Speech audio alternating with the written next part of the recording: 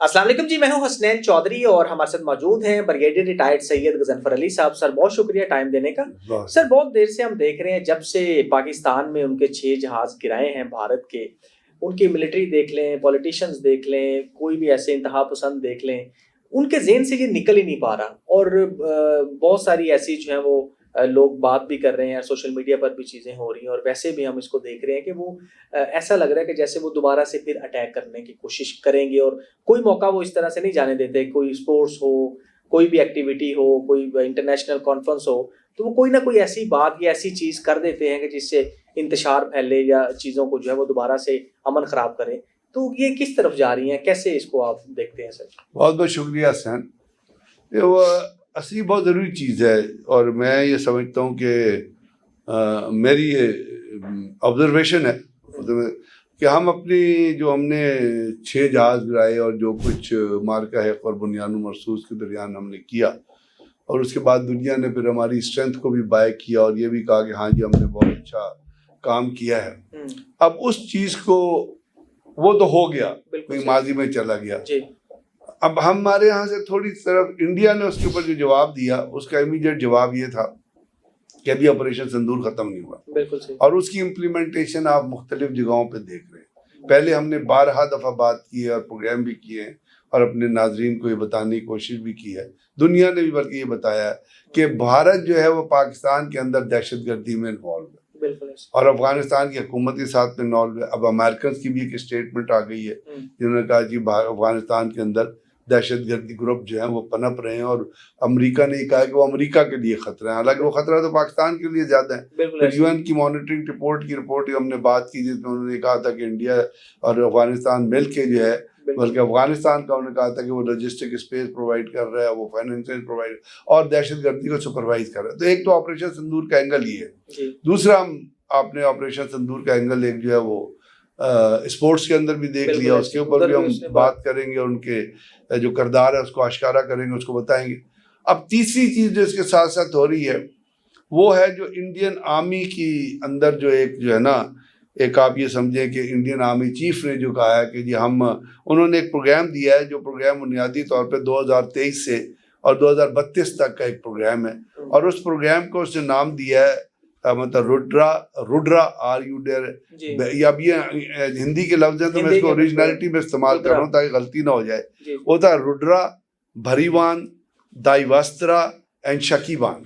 अब ये जो लफ्ज हैं उन्होंने इसको करके ये कहा है इस पे कि इंडियन आर्मी तैयारी कर रही है अगली वॉरफेयर की बाय कम्प्रीहेंसिव रीट्रांसफॉर्मेशन, यानी वो अपनी फौज को दोबारा से मुख्तलिफ रिवैम्प मुख्तलिफ मेयर्स के जरिए रीस्ट्रक्चर कर रहे हैं। अब उस रीस्ट्रक्चर के अंदर जो चीज़ें हैं वो फर्स्ट फेज ऑफ ट्रांसफॉर्मेशन उन्होंने कहा है कि वो 2023 से लेके 2032 तक चलेगा और उसमें जो आर्मी की ट्रेडिशनल स्ट्रेंथ है, जैसे जितनी आर्मी अब 6 लाख आर्मी आपको पता है उनकी जो है वो कश्मीर में लगी हुई है, बाकी जो उनकी मेन लैंड में जो आर्मी जो वेस्टर्न फ्रंट पे है, ईस्टर्न फ्रंट पे है, नदर्न फ्रंट पे है, नदर्न फ्रंट कश्मीर है, वेस्टर्न फ्रंट पंजाब है, ईस्टर्न फ्रंट आप चले जाएं तो वो दिल्ली और सदर्न फ्रंट पे जो लगी हुई है, वो जो आर्मी है वो उसको वो अभी जो है ना उसकी स्ट्रेंथ को वो कहते हैं कि हम इसको मॉडर्न लाइन्स पे ला के एक टेक्निकली और टेक्निकली इक्विप्ड यानी जो टेक्निकल फेजेस हैं, जो टेक्निकल एक्सपर्टीज अवेलेबल है, जिसका आपने एक मुजाहरा पाकिस्तान की तरफ से देखा जब पाकिस्तान ने उनके रफ़ेल को टारगेट किया और फिर उसके बाद एयर मार्शल औरंगजेब ने कहा कि हमने मल्टी डोमेन ऑपरेशन किए हैं, जिसका मतलब था कि हमने ऑल टेक्नोलॉजिकल मेजर जो अवेलेबल थे एयर डिफेंस से लेके आर्मी एयर फोर्स की डिप्लॉयमेंट तक वो सारे इस्तेमाल किए। तो वो चीज़ उन्होंने पाकिस्तान से बाय की है और वो उसी चीज़ पे करते हुए उसकी एक स्टेटमेंट आई है उनके जो CS है वो अपना उपेंद्रा देवीधन, उसकी एक स्टेटमेंट आई है कि वो कह रही है कि आर्मी जो है ना ये कंटेम्प्रेरी चैलेंज, अब कंटेम्प्रेरी चैलेंज क्या है, कंटेम्प्रेरी चैलेंज उनको पाकिस्तान से भी हैं और कंटेम्प्रेरी चैलेंज से जब वो जिक्र करते हैं तो वो चाइना को भी उसमें शामिल करते हैं। यानी चाइना एक तरफ पे, क्योंकि उन्होंने जब से आर्टिकल 375 और 35 एनल किया है तो चाइना ने इस चीज़ को बाहर नहीं किया और उससे पहले चाइना के साथ जो गलवान में जो कुछ चीज़ें हुई हैं वो आपकी नज़र से गुजरी हैं। तो उसके अंदर जो पहले बुनियादी जो देखिए उसको जब वो इक्विप करते हैं तो बुनियादी जो चीज़ होती है एक फौज के लड़ने में, जो बेसिक यूनिट होता है, जो बेसिक चीज़ होती है जो बॉर्डर के ऊपर डिप्लॉय होती है या जो जाके अटैक करती है या जो रेड करती है या जो, वो उसको इन्फेंट्री बटालियंस कहते हैं। बिल्कुल सही। यानी 3 इन्फेंट्री बटालियंस के नॉर्मली 3 इन्फेंट्री बटालियंस होती है, वो एक ब्रिगेड के अंडर होती है। ब्रिगेड हेडक्वार्टर होता है और ब्रिगेड के 3 से 4 भी हो सकती है। अब 3 ब्रिगेड या 4 ब्रिगेड या 3 इन्फेंट्री ब्रिगेड, इन्फेंट्री वो होती है जो पैदल चल के हमला करती है। तो 3 इन्फेंट्री ब्रिगेड, एक आर्टिलरी ब्रिगेड होता है जो पीछे डिप्लॉयड होती है, बड़ी बड़ी गनें, एसपी गनें होती है, फील्ड गनें होती है, तो वो मिला के एक डिवीजन बन जाता है। अब डिवीजन के अंदर जो है वो आ जाते हैं 2 या 3 डिवीजन मिला के एक कोर बन जाती है, फिर कोरे मिला के एक आर्मी कमांड बन जाती है।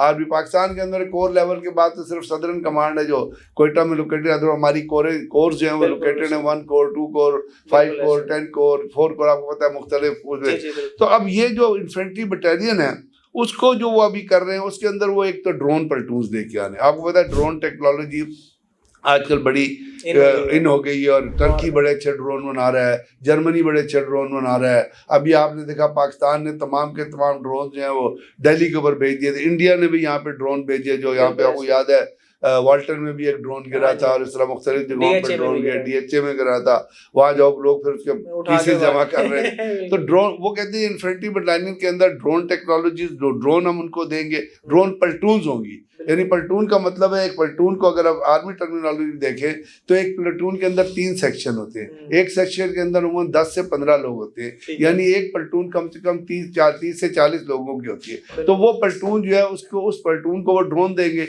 यानी अगर उसकी स्ट्रेंथ नहीं बताई, लेकिन इसका मतलब है अगर 30 से 40 लोग हैं तो एक सेक्शन के अंदर कम से कम 4 से 5 ड्रोन होंगे। तो एक प्लेटून के अंदर जो है 15 ड्रोन होंगे या 20 ड्रोन होंगे, फिर रिजर्व भी होगा, इससे ज्यादा भी हो सकते हैं। मैं तो आपको हाइपोथेटिकल चीज बता रहा हूँ। उसके बाद ड्रोन के अलावा वो कहते हैं कि जी हम आर्टिलरी की लिथैलिटी देंगे।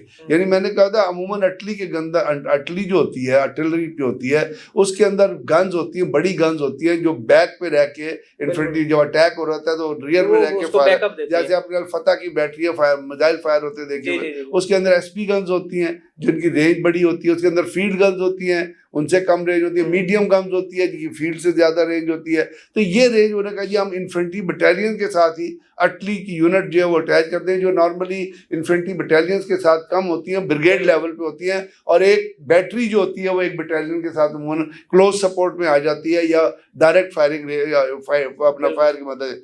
उसके साथ उसने कहा हम डाइवर्स्ट्रा बैटरीज हैं।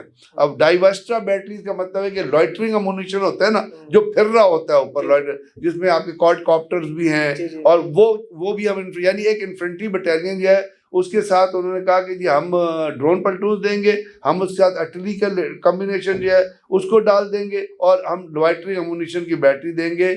और आर्मी एयर डिफेंस जो है उसको हम आर्मी एयर डिफेंस सिस्टम जो है उसके अंदर इंडिजीनियस मिसाइल सिस्टम प्रोवाइड कर देंगे। अब पाकिस्तान ने इसके कंपैरिजन में आपको पता है रॉकेट डिवीजन बनाए, रॉकेट फोर्स बनाई है। अब रॉकेट फोर्स पाकिस्तान क्यों बनाई कि जितने आपके मिसाइल्स हैं, short range, long range missile, वो रॉकेट फोर्स के अंदर चले जाएंगे, जो अंदर डायरेक्टली अंदर आर्मी के कमांड के अंदर आ जाएगी। अब नई फॉर्मेशन जो उसने बनाई उसमें वो कहते हैं रुड्रा ब्रिगेड है, RUDRA, यानी 3 बटालियंस का एक ब्रिगेड हो गया। तो अब उन्होंने वो पहले, इससे पहले जो उन्होंने रिफॉर्मेशन की थी उसके अंदर उन्होंने रैपिड डिविजन बनाए थे।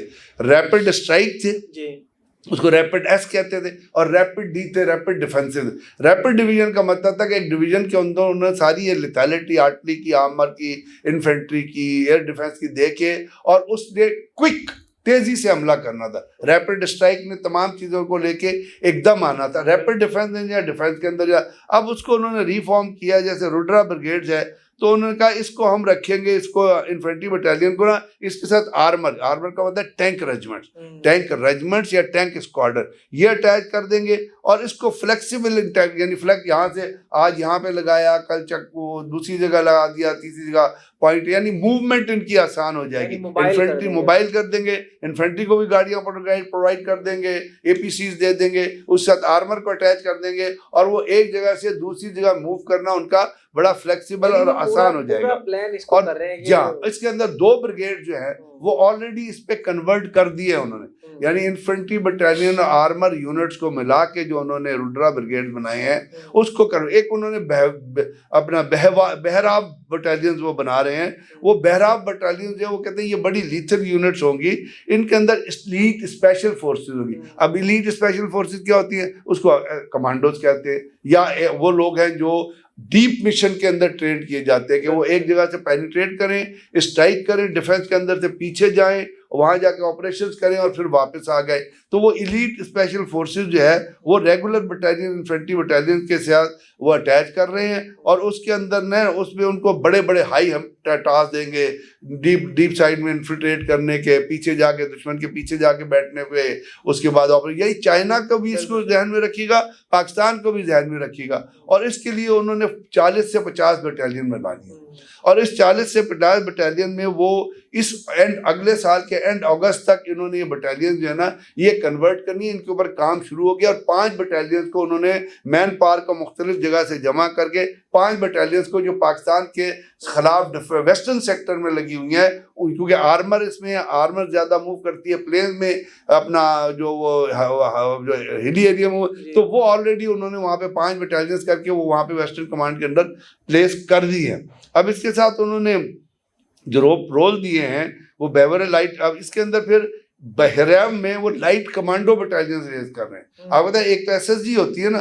जो है, एक लाइट कमांडो बटालियन रेड कर रहे हैं। लाइट कमांडो बटालियन का मतलब ये है कि वो बटालियंस को वो ट्रेन करेंगे एसएसजी स्कूल में नहीं, बल्कि एक स्पेशल स्कूल्स होंगे उनके ट्रेंड होंगे, वो इतनी हाईली ट्रेंड नहीं होंगी जितनी एक कमांडो बटालियन ट्रेंड होती है ऐसे, बल्कि वो उससे कम और वो उनसे कम जो इम्पोर्टेंस के मिशन हैं उसके लिए वो इस्तेमाल होंगी। वो फ्रंट पे अटैक करने के लिए इस्तेमाल होंगी, वो मुख्तलिफ जगहों पे जो आपका रेगुलर इन्फेंट्री बटालियन का अटैक है या उसको सपोर्ट करने के लिए इस्तेमाल होगी। फिर वो एक कुछ डाइवेस्ट्रा बैटरीज बना रहे हैं। अब ये डाइवेस्ट्रा बैटरीज जो है ये हाइब्रिड आर्टिलरी है, इसके साथ इंटीग्रेटेड गन्स होंगी। इसी के साथ इन बैटरीज के साथ गन्स के साथ, चाहे वो एसपी गन्स हो, चाहे वो मीडियम गन हो, उसके साथ ड्रोन्स होंगे, उसके साथ लॉइटरिंग अम्यूनिशन होगा, और उनको डीप स्ट्राइक में से, यानी अगर आपने फ्रंट से जहां डिप्लॉयड है वहां से 40 किलोमीटर अंदर ऑपरेशन करना है, 30 किलोमीटर अंदर ऑपरेशन करना है, किसी जगह पे रेड करना है, किसी जगह पे एम्बुश करना है, किसी जगह पे वो लॉन्ग डिस्टेंस से फायर करे, तो वो उसके अंदर वो इंटीग्रेट कर रहे हैं इन बैटरीज में। अब ये कुछ शक्तिमान यूनिट्स वो बना रहे हैं। वो यूनिट जो है प्योरली टेक्निकल यूनिट्स हैं, जिनके अंदर फिर वही कन्वेंशनल रोल उनको नहीं देंगे, उनको स्पेशल रोल दिया जाएगा, और उनके साथ ड्रोन्स के साथ और हेलीकॉप्टर के साथ बहुत सारी चीज़ें ऐसी अटैच कर जाएंगी जिससे फायर पावर बढ़ेगी, जिससे अपना स्पीड बढ़ेगी, जिससे रेंज बढ़ेगी, और जिससे उनकी स्ट्राइक कैपेबिलिटी बढ़ेगी। लेकिन सर सारी चीज़ें आपने बताई जिस तरह से ब्रीफली वो सारा कुछ करने जा रहे हैं, लेकिन असल तो ये है ना कि प्रोफेशनलिज्म भी हो ना, तो पाकिस्तान को भी चाहिए कि इस तरह से जो है ना वो इसका हरदम तैयार रहे और अपने प्रोफेशनलिज्म के जैसे हमने पहले जवाब दिया है, और अब भी उस तरह से जो है वो जवाब। इंडियन आर्मी चीफ ने कहा है ना कि उसकी एक स्टेटमेंट है, इस पे हम खत्म करेंगे क्योंकि ये तमाम चीजें लिंक होती है। उसने कहा कि जो लैंड जो है ना, it will remain a currency of victory. जो जमीन है वो करेंसी ऑफ विक्ट्री रहेगी आर्मी की, यानी इसका मतलब जो कुछ वो कर रहे हैं वो लैंड पे कब्जा करने, यानी कि ऊपर से फायर करके जा रहे नहीं, लैंड पे कब्जा करने के लिए कर रहे हैं। इसीलिए उन्होंने कहा land will remain the currency of victory, और उसके ऊपर हम अपनी आर्मी को रिफॉर्म कर रहे हैं, और जब वो रिफॉर्म हो जाएगी तो उनके बड़े ऑफेंसिव डिजाइन है, दहशतगर्द वो पहले ही है, तो इसलिए पाकिस्तान इन चीजों का जरूर नोटिस ले रहा होगा। लेकिन ये हमने अपने नाज़रीन को बता दें कि इंडिया जब कहते हैं ना ऑपरेशन सिंदूर खत्म नहीं हुआ, तो वो फिर उसमें इस किस्म की तैयारियों में अभी मसरूफ है। अभी उसमें एयरफोर्स और नेवी का हमने जिक्र नहीं किया, इसको हम आर्मी से इसलिए ओरिएंटेड रखा है कि आर्मी चीफ ने कहा कि land will remain the currency of the victory, so हमें भी उसके हिसाब से, यानी उनकी कोशिश है कि वो लैंड पे कब्जा करें। सर बहुत शुक्रिया जी, थैंक यू सो मच।